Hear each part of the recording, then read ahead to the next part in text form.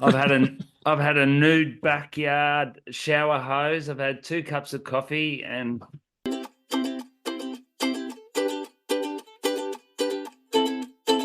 Welcome back to the Insiders podcast. It's Matt again here. I'm just going to give you a quick intro into this new episode.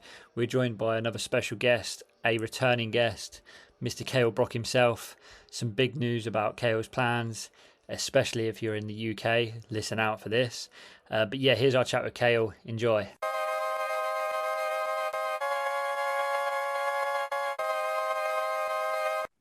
good morning, good More afternoon. afternoon. How's it, boys? Very good. How are you, Kale? Good. How's my audio sounding? Should I put headphones in, or is that sounding okay? That's sounding magnificent. It's good to me. Magnificent. How about that? Good morning, Matthew. Good morning. Good morning. There's some sun shining through your window. There actually is, yeah. We'll see how long it lasts, but take all I could get. It's belting down sunshine here, and I think it's going to be an absolute cracker of a day. Well, that's the morning that's how I like to start the morning, with a positivity like that. I've had a nude backyard shower hose. I've had 2 cups of coffee and Wow. I'm ready to go. You're under a blanket, Kale. It's a little bit nippy here in Lennox, but I remember when I was in France and you tried to tell me you were about to have an ice bath, and he blew up this little impressive blow up pool, and he put some ice blocks in it, but there was only one ice block in there, and it was about, I reckon it was 20 degrees, and he sat in it and was doing breathing exercises in lukewarm water. Hey, it's all about the process. Huh? I think So Lennox Head, is this the site of your new Kale Brock adventure? Yeah, it is. So I'm not. I'm just in an Airbnb at the moment with my parents who are visiting just to check out the block. But yeah, up here's where it's at. We've just got an acre just up the road, and it's a beautiful, beautiful, very forested block that we're working on to turn into something pretty special. So how far is that from the beach in a car? 3 minutes. Oh, 3 minutes. solid. Mm-hmm. So you could ride a bike to the beach. You could, but there's like a main highway road. It's pretty busy. No paths. Okay. So That's what people generally ask, because if I don't know, I think you came to our lodge one time out here, Yes. Yeah. and it's a 10-minute easy drive to the beach, but you can't go on a bike either. Generally Oh, in yeah. country towns, it doesn't work, does it? You mean the one out the back, the lodge out the Yes. back? I didn't go to that one. Yeah. Yes. Just the big one. Hmm. yeah. So tell us about your European vacation that's coming up this year. It's good. Yeah, no, I'm pumped. So I think I shared with you last year how the travel had been kind of grinding me a little bit, and I'd been spending a lot of time overseas and living out of a suitcase. It gets a bit old.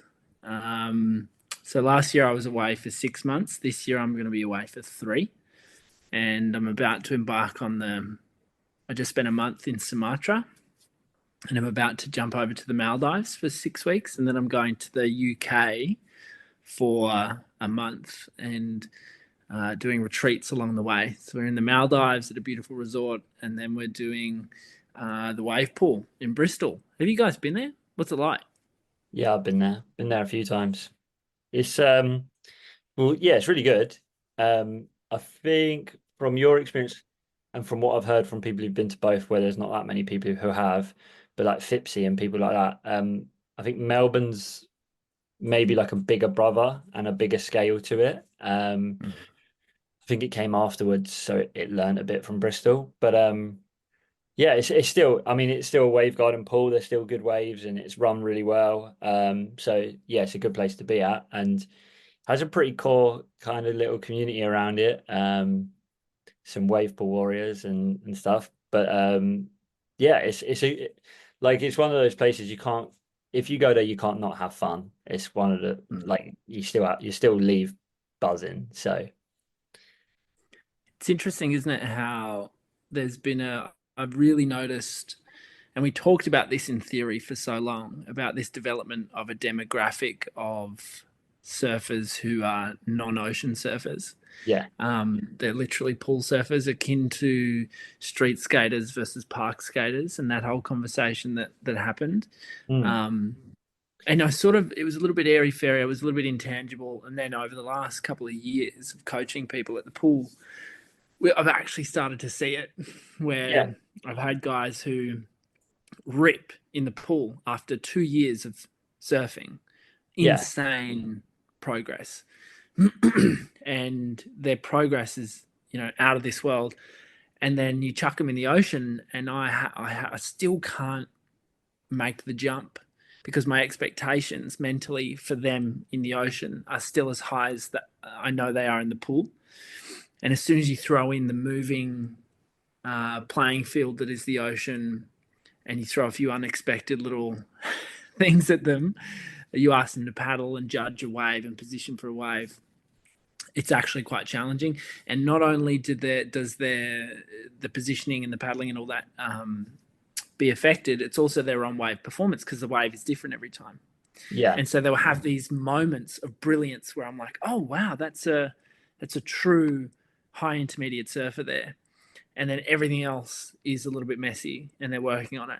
So I think yeah, the pools are quite fascinating, what they've done and what they're going to do to the surfing population, and how people are going to bridge that gap between the ocean and the pool moving forward. It's quite interesting. But the pools are so good for progression, for coaching, because you can just yeah. same thing every time. It's just it's so amazing.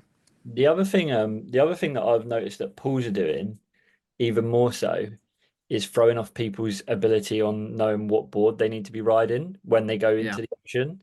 Because when people first started riding pools, especially at Bristol, there was this trend of being slightly like, I don't like using volume as a judge, but they were going slightly bigger on their boards because it was fresh water.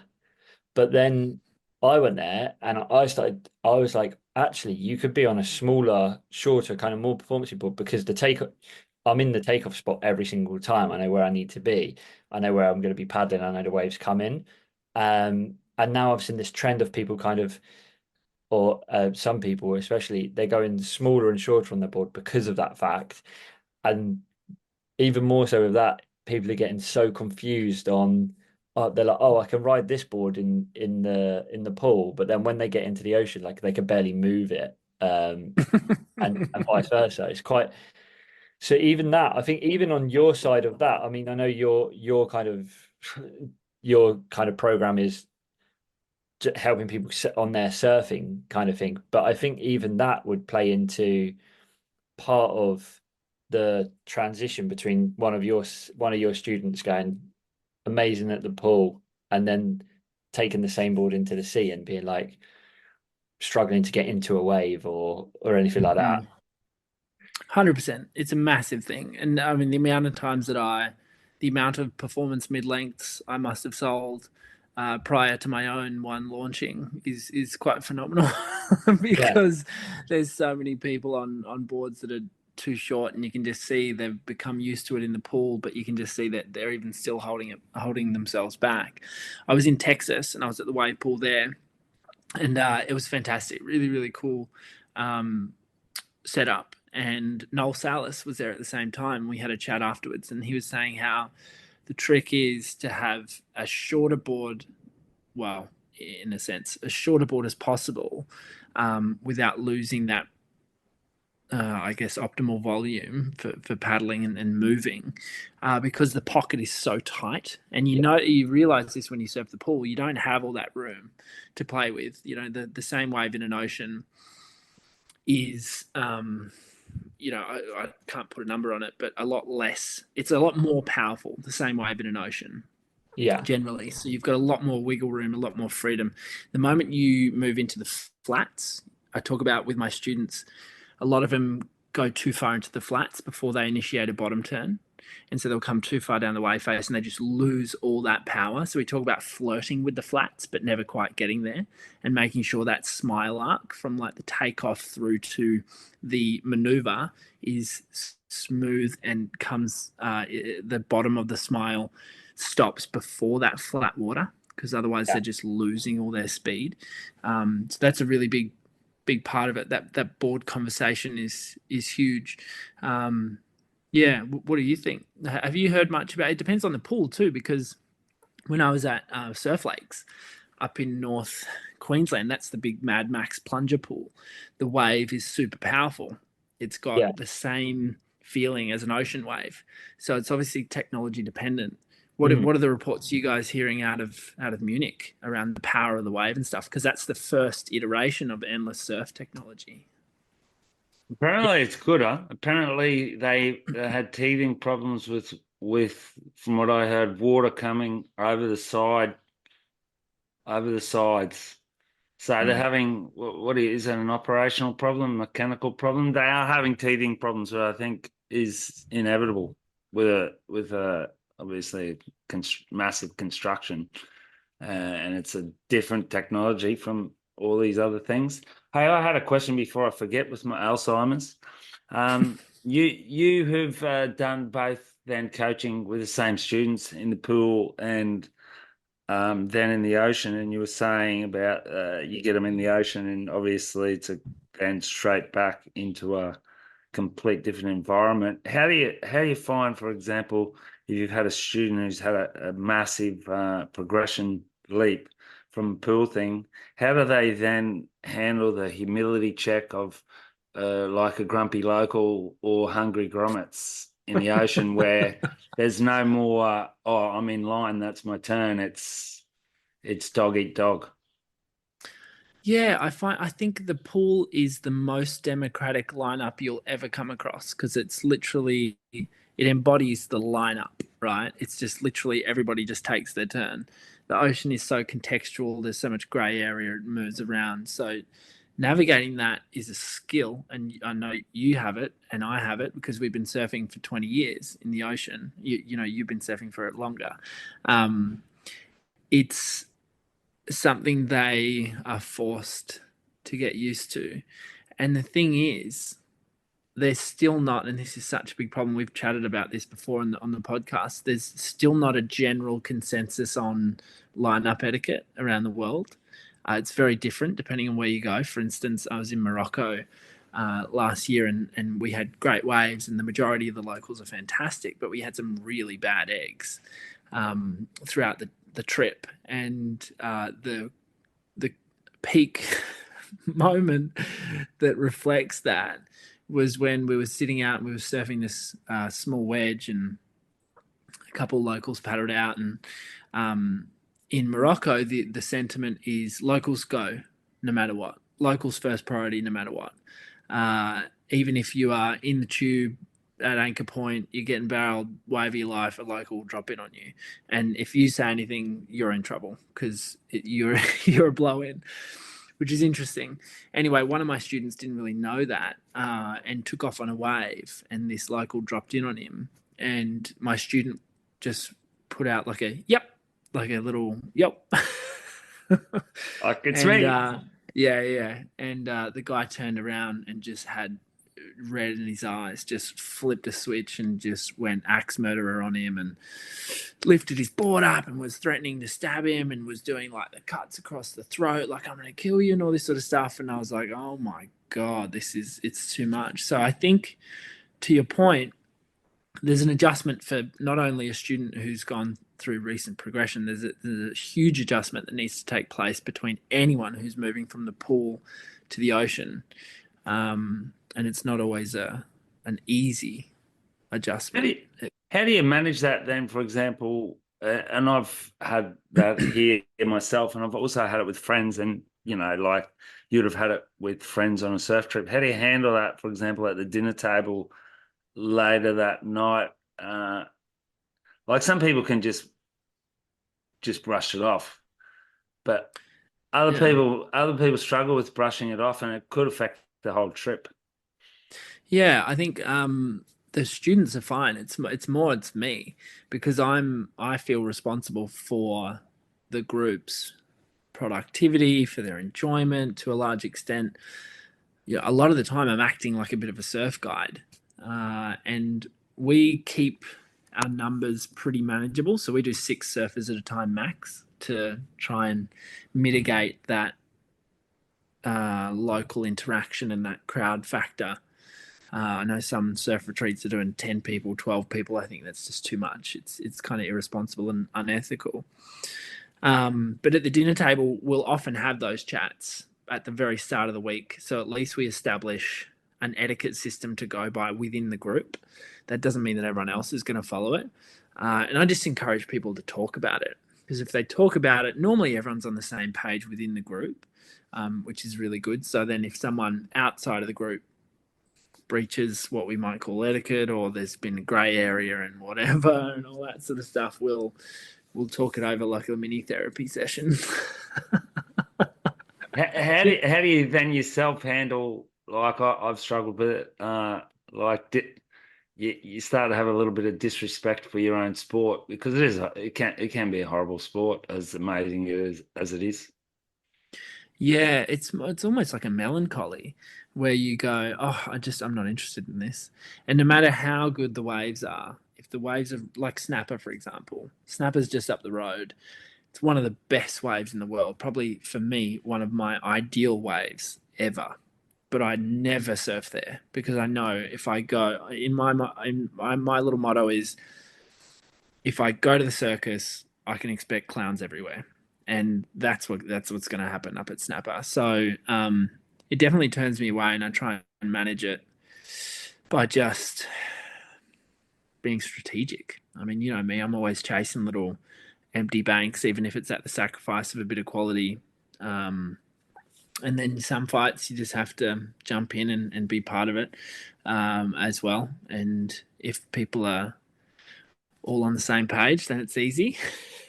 When they're not, it can be a bit difficult. The thing is, I'm sure we've all come across as assholes at some point too, because there's always a self bias. I feel, you know, you might half scratch for a wave, and someone else goes, "Oh, he just paddled for that. It's not his turn now." But you go, in your mind, you go, "Well, I didn't really go for that. I just kind of had a little check." So, you know, there's always those positions. So I always try and pull it back and try and have empathy and think about what's happening from the other side as well, and just know that I'm sure we've all come across as greedy or bad, exemplifying bad etiquette at some point. But I think, yeah, overall, if we're trying to do good by others and have our fun without breaching those those fundamentals, I think it can be managed.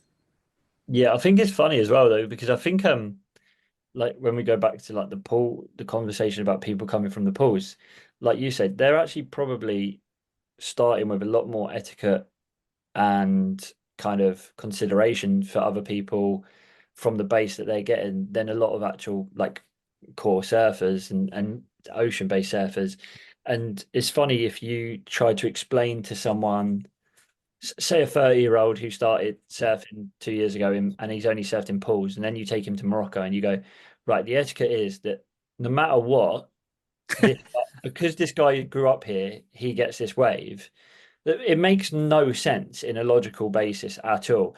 And sometimes it does infuriate me that, like, I agree that a local should kind of get some sort of priorities in terms of, or like favor in terms of if they're on the peak and you're on the peak, just let them get the wave kind of thing. But if you've been sitting half an hour, he's had 3 waves, then you go on a good one and he's a halfway out, swings and tries to go again. Nah, get off. Like, and they should, like, as a surfer, I wouldn't do that to someone at my local spot. Because it's just not the right thing to do. So as well as like using Morocco for example, but it happens obviously all over the place, is like kind of makes me embarrassed to not be like to not be on the same level as some of the people that have learned in pools because that's like, the first thing people should be taught is how to act in a lineup. And no one should be taught, oh, by the way, you're a local, so just fade everyone. Like, Yeah. but it is in term going back to your question about Munich, I do know someone, I know a couple of people who were the testers, or went out for like test sessions and hearing very, very good things about the pool, the sections, the length of the wave, the what you can do on the wave, and how quickly and easy they can change it up as well. So Mm. their early reports, and they were obviously like test days and prototype days, and I know that they don't always run the same settings on the days where they have like world class athletes as when they open it to the public. Yeah. But I've heard I think I've heard I good think things. that's like 15 of August was a date that I heard just recently. Yeah, So to we'll open. To see. open. Yeah, yeah. Because I mean, obviously, we had Michael Moore, who is one of the founders on the potty in, was it December. mid-November, Matt? Yeah, December, I think.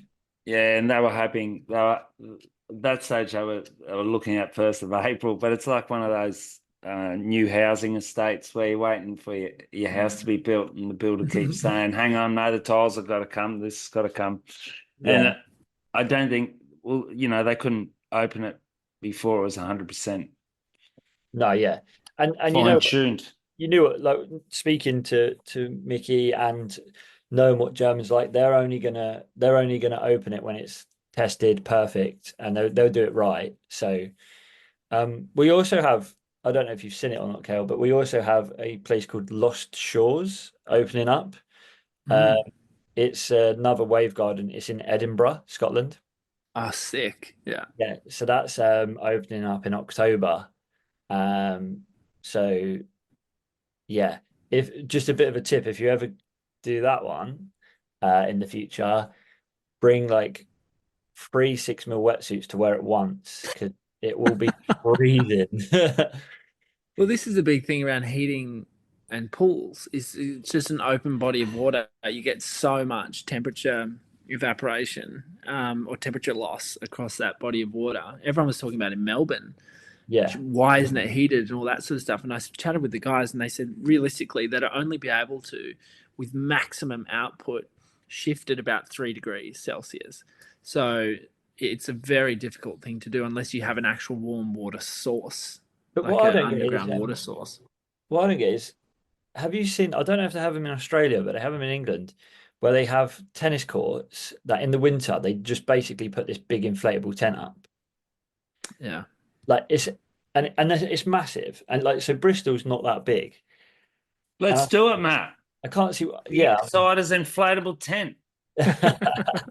um, but yeah, it'll be interesting to see what happens with Munich and with Edinburgh when it opens, in terms of the colder months, because Bristol shuts for January, and it does like freeze over. So it'll be Mm. interesting to see even colder places what they do. But the only other tip I'll give you for when you come to Bristol, but you probably won't have the problem, is the car park, the customer car park to the wave pool is like 1.7 kilometer walk. Oh wow. But but they have a road you can drive down. So like staff can drive down, and I'm sure that if you're running a retreat with them, you'll be able to drive down and park next to it. But if anyone's listening that's joining Kale's, or if you're just going to the pool and you haven't been before, just don't Take take a too much. take a surf skate, and that way you're warmed up by the time you get there. You can skate down. Yeah, I you think can I'm skate actually down. staying on site. Oh yeah, so if you're on site, there's a little parking bit, and you'll be sweet. But you Okay. can skate down. It's a smooth road. A lot of people skate down. I've seen people taking like buggies, like, and they'll just drag. They'll put their board on it and drag loads of stuff down, and stuff. But it's a bit of a mission. But yeah, but like, Hey, Cal, you surf the Sydney wave pool, correct? Mm, Where, yeah, we just where, did this where, thing. and what is that? So the Sydney pool is a project executed by the same people that did Melbourne. So Urban Surf Sydney. It's out at Olympic Park. So it's in one of the old It was in one of the old big car parks they built for the Olympics, the Sydney 2000 Olympics. It's a slightly smaller footprint than Melbourne. The pool's a little bit smaller, so the waves are a little bit shorter, and they don't have the beginner area on the inside, so the white water, or it's a little bit shorter perhaps. And it's actually surprisingly different. So I think the bathymetry, which is the bottom floor, has been crafted slightly different to Melbourne. I just think that I don't think that was intentional. I just think that was a result of how it all came together. So the wave's a little bit more pitchy, and there's quite a tight pocket. Like I've been doing the analysis clips for my intermediates, and I watched one or two on a light offshore day. I watched the intermediate setting the second half. It steps up a little bit, and I watched some little spits out, like it barreled at the start and then spat out. So I thought, oh, okay, it's very different to Melbourne in that respect. But after surfing it for a couple of weeks, I found you can get quite used to it. You just got to be on the right board for the right setting. So I found up until about intermediate, I prefer to be on a mid length. Even the first half of intermediate currently, and is what the setting is. We might be working on the setting with them soon. But the first half of intermediate currently, I prefer to be on my mid length, and then the second half I can ride a short board. But anything under that, not really. So yeah, I think they're still probably dialing it in there. One surprise I think they've had in Sydney has been the water temperature. It's quite cold, like around 12 degrees in the middle of winter, when the ocean right now is at friggin' 18 or 19. Like it's a significant difference to that. So that's been a bit of a challenge to convince people to come through. But there's definitely a core community of regular guys who are, I think, pertaining to what we said before, pretty happy with avoiding Sydney crowds and being guaranteed waves every time they go, and heading there regularly. It's a really cool facility there. It's quite What do you think they didn't have the beginner section at the end? It was a space thing. So Okay. in Melbourne, there's a long, shallow area in front of the wave, whereas Sydney kind of breaks into that area, and the wave doesn't quite finish. It just kind of, it doesn't close out or anything. It just kind of finishes. So yeah, there's just less room there. Yeah. That's the same as Bristol to Elia Bay. So Elia Bay doesn't have the inside section at all. Bristol does. So with the one of the questions I was going to have, which again is something that might help you out and people coming to yours, is what are the settings in Melbourne? Because so Bristol basically has beginner, and I think they have a setting called Waikiki, which basically is beginner as well. And then they have intermediate, advanced, advanced plus, and then expert barrels, expert turns. Is that exactly the same? No. So apparently between the UK, and this is going to be an interesting development, I think, amongst the wave pool story, is there's been a huge thing around people misbooking or booking inappropriately based on the naming conventions that the pool has. So in Melbourne, for example, when they first opened, people were booking into advanced because they'd surfed for 10 years when they weren't necessarily advanced surfers. And because the takeoff in a pool is a lot more challenging, in a sense, because you get the drawback, it sucks you back a little bit more than say the ocean would, unless you're surfing like a proper slab. So there were all sorts of communication issues there. So originally in Melbourne, for example, they had I think they just did intermediate and advanced. And so then they found that the majority of people were struggling, or there were a lot of people who were struggling with intermediate. So they introduced something called cruiser. So it was like, okay, well, that sort of makes sense. You can sort of imagine what cruiser is. It's a cruisy session. It's chilled. Now they've changed it to progressive turns. So that's where they've basically split beginner and intermediate, and that level in the middle offers a really high performance but small wave, because I think a lot of people were struggling with the size, the pitch, but they still wanted that nice shape. Yeah. As far as I know, the difference between Melbourne and Sydney and Bristol is when you say advanced in Bristol, it means intermediate setting in Melbourne. Yeah. When you say expert in expert turns in Bristol, it just means, I think, the second half of intermediate or the first half of advanced turns. Yeah. So there's just like a little shift there. And that probably represents the demographic of surfers. I forget sometimes how high the level of surfing is in Australia. And then I Yeah. go away and I come back here to Lennox and I see people out at the point who are tradies and they're surfing like world tour guys. And you're just like, oh, I forgot this. Yeah. Yeah. Yeah. Have they got like wobbly front foot setting? Yeah, I think But so. like that's for me, that would be the morning session if they had a good like between 6 and 9, if they had the wobbly front foot takeoff. Yeah, I would definitely say for your camp and for the people you from knowing your program, and for the people, I would say that intermediate is the very lowest. It's not good really at Bristol. Mm. It's very slow and weak. Um, the But advanced we were using the intermediate setting for our beginners. So we did our beginner day and they're using the intermediate setting. at Bristol. Yeah.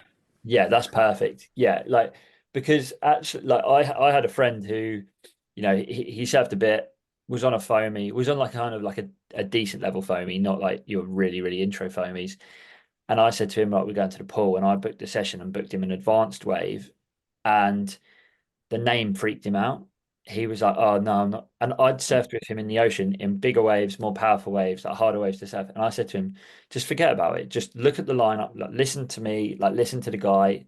You get told where to take off. You'll be sweet. You've surfed bigger, more powerful waves than this." And for the first like four waves, he like messed up, and he was surfing worse than I've ever seen him surf. And I was like, just forget about it. And then suddenly he caught one, and then realized this wasn't like an advanced wave. It wasn't a monster, and then he surfed really well and like loved it. And so that for me is a bit of a weird one. Like the naming is weird, but the advanced is definitely it's like a fun small wave. And then the Mm. advanced plus is almost the same size, but it just carries power the whole way through. Because at Bristol, you basically on the advanced setting, you take off, you can do one turn, and then it goes fat, and you have to like just manage your kind of just try and stay with the power as much as you can, and then it picks back up. Um, so you kind of get two sections, and then the middle bit you just have to if you make it through the middle, you get a nice end, but if you don't make it through the middle, it's because it's gone fat. So I'm really intrigued to see what your thoughts on it are, coming obviously from everywhere else you've been, but also how people like can progress under your coaching there as well. We've got like 7 minutes left, so before we get right to the end, do you want to quickly just let people know the dates so they can look Mm. into it as well? I actually don't know them off by heart, but they're the first 2 weeks of October. Oh, that's easy enough. Between Monday to Friday, there's some dates in there, and they're Yeah. all on my website. So just kalebrock.com. It'll come up there. You'll see it under the surf page. But yeah, I think choosing appropriately is important, but there's also a responsibility if it's done in a coaching format to just meet the surfer where they're at, because you're never going to get everyone in whatever you consider to be the true intermediate category. You're never going to get everyone ticking off that box and riding the same way the whole wave, and they're going to have different holes in their technique and whatnot. So I think it's really important to just, and we say that I started saying that at the start of every retreat, like, hey, you are where you are need to be. You don't need to worry if you are good enough for this. Like wherever you are with your surfing, we're going to sort of meet you there and carry you forward. And I think that's really important because there's a very human element to which is more permissible in surf culture in the pool than it is in the ocean. In the ocean, there's less acceptance around nervousness, around lack of confidence, around all that sort of stuff. There's a stigma. Whereas I think in the pool, there's a more empathetic and understanding acceptance there of those things. So I think that should be reflected in the experience, and I'm sure the pools have done a really good job at fostering that sort of culture. At least they have in Australia. I feel that's I think one of the reasons why people go so regularly. So yeah, we try and do that on retreat, and always have, same attention to detail with every surfer, and have different cues appropriate for where they are at. Yeah. Yeah. A stupid question. Sorry, Matt. Is you've got um an advanced ocean surfer who's never surfed in a pool before in your group, and you've got a guy that's probably low to intermediate. And is it safe to say that the guy that's, if he surfed in the pool 10 times, he's going to be immediately better than the other guy? How do you see people who have never surfed in a pool before that are quite decent surfers adapting? How long does it take? I'm not talking about myself. Yeah. It definitely takes a few waves at least, just to figure out the pocket, find your speed, all that sort of stuff. Once you start with the good guys, you naturally, the feedback is very micro and very small compared to the beginners, for example, or the intermediates. Even, you've got big obvious things. With an advanced guy, it's like, hey, you know how you're rotating back to the pocket? Why don't we slow that down a bit? So instead of throwing your arm back to the pocket right at the start of your turn, let's see if we can extend the line of that turn by creating two parts. So we'll go part one, which is pointing down the wave, and part two to get the chest back to the pocket. So little tweaks like that, the guys can apply without necessarily feeling like they are totally used to the pool. We sort of intellectualize it a little bit. And even if they are going, still figuring out the pool, they can still apply the cues, because they don't have to think about going to catch the wave. And, it's the same thing every time. So they get that repetition, even though they might not be feeling it. And then after a little while, you start to see them find the connections and find the flow and link it. And of course, generally speaking, the better the surfer, the shorter that process is. Can we hit him, Matt? Can we hit him with our last couple of minutes with some Olympic projections? Yeah, As we're in an Olympic month here, Kale. So we just want to know who's your picks. Yeah, is there swell coming? I've heard there's swell coming for it. Yeah, apparently so. I mean, it's hard to go past John and Gabby there. I can't even think of anyone else who would be as good as those guys there, to be honest. Jack. Yeah, I mean, he's incredible, but I just don't see him pipping those guys, unfortunately. And I'd love to be proven wrong. And the women? I'm a huge Molly fan. We've done some little projects together, so I'm a big fan of Molly. I think isn't there one of the girls who did really well at pipe? Is that Betty Lou, or is that a different girl with an M? Starts with an M. Starts with an M. Betty Lou's not in it. Katie Simmons is in it. Carissa Moore's in it. And Vahini. And Vahine's in it, yeah. Oh, she'll do really well. That's the local girl, isn't it, Vahini? Yeah. Yes. Yeah, she'll do really well. I think I'm trying to. I don't want to say Moana just in case, but it was like. Oh yeah, but she's not in it. She didn't get the call. Oh, okay. Yeah. Right. Yeah. No, I mean, those are my. Would be good. Who knows? But it'd be interesting. I'm actually excited to watch it. I think they've done a really good job in picking the location, as opposed to doing it in Japan. And it's probably good they've done it in the ocean as well, because it's going to keep everyone super engaged, and it's more reflective of the sport than a pool. We will see. Well, thanks very much for joining us again, Mr. Brock. It's been good chatting with you boys. Good to see your faces again. Excited to see you in England. We'll have to hook up. We'll come up to the pool. And I'm excited to keep seeing those barrel little barrel claps you're putting on your It's- There's dog? been quite a few tubes this year. It's been a very tube-filled year for me. I'm very, very grateful for that. Yeah, it looks like there's more coming too. Well, I'm happy for you.